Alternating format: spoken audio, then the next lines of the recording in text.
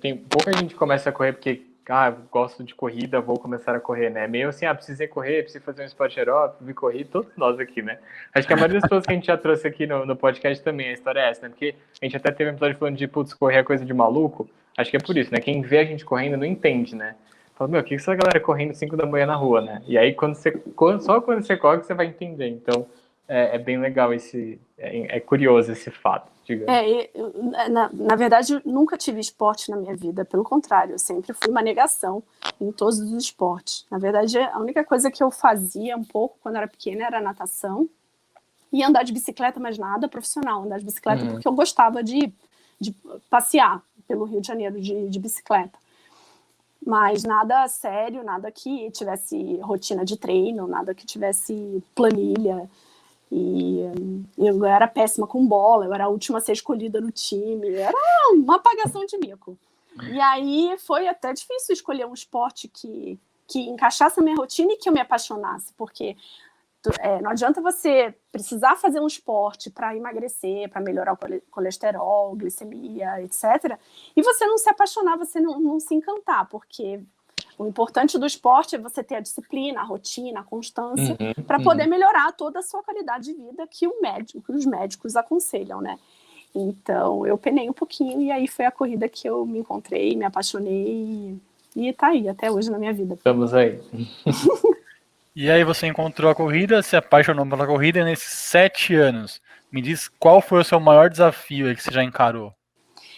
O meu maior desafio foi, primeiro de tudo, acordar o meu corpo, né? Porque eu estava numa situação completamente acomodada, preguiçosa, né? Porque eu comia tudo que eu tinha direito, estava obesa, estava acomodada e não conseguia imaginar mais uma coisa na minha vida, porque eu já tinha 2 filhos, eu estou numa cidade que não é minha, né? Eu nunca tive apoio, rede de apoio.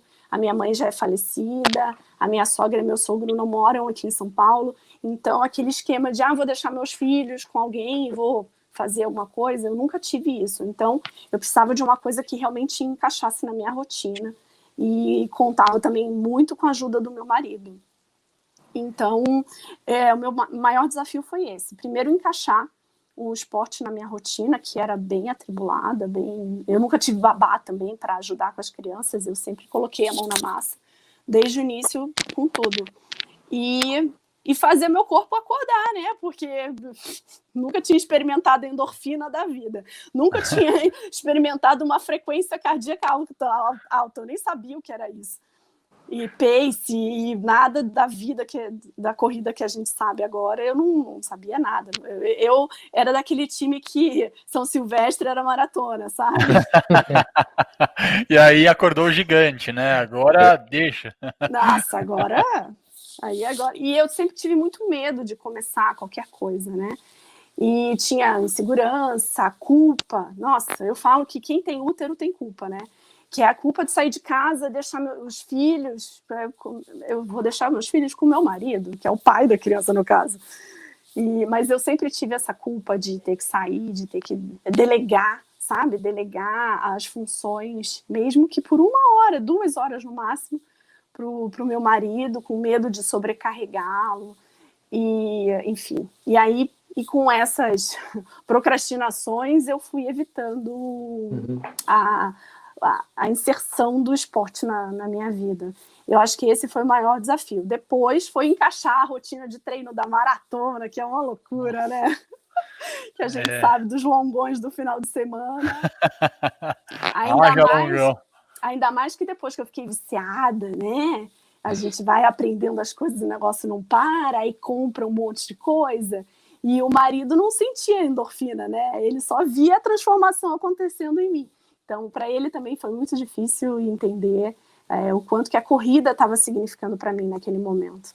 Então, os filhos também, acaba que você envolve toda a família no seu realmente, acho que para quem não mora, porque para quem mora sozinho isso não é um ponto, né?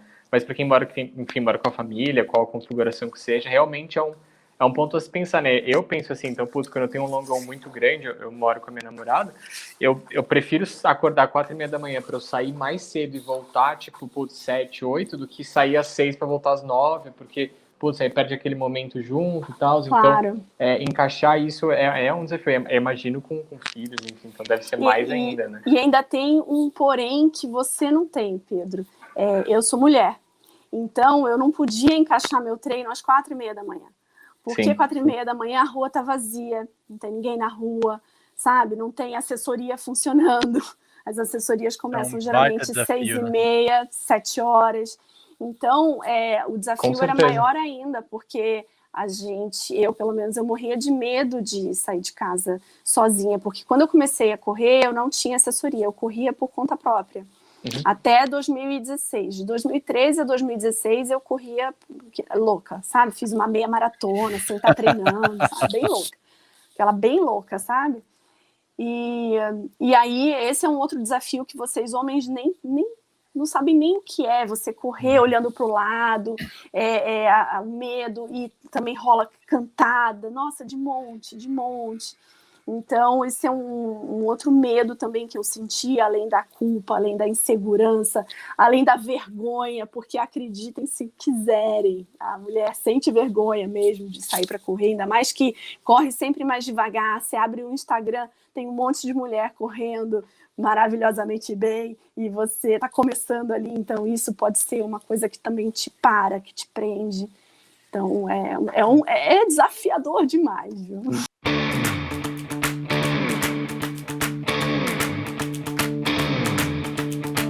I wanna make it a fair fight.